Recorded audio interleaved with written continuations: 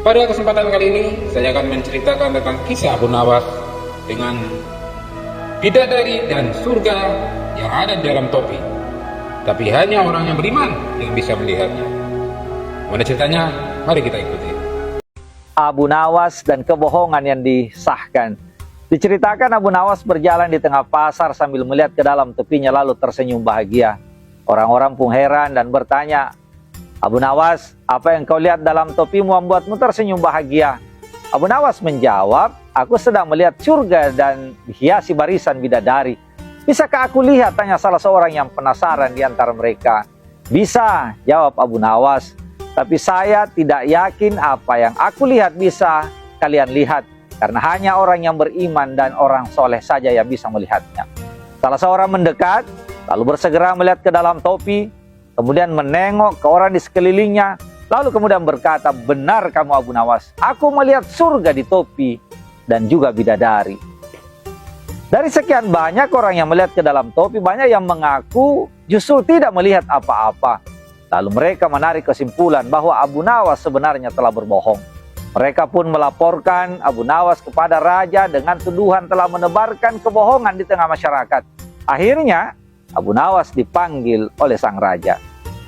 Saat dipanggil, raja bertanya, "Benarkah di dalam topimu bisa melihat surga dan bidadari?"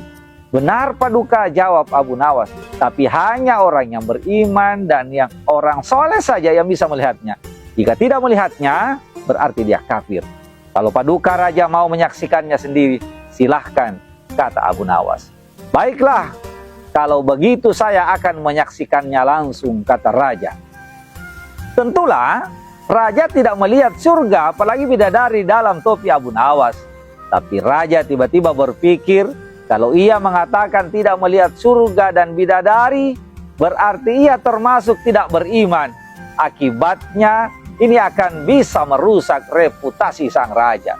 Maka raja itu pun berteriak girang, "Engkau benar Abu Nawas, aku menyaksikan surga dan bidadari di dalam topimu."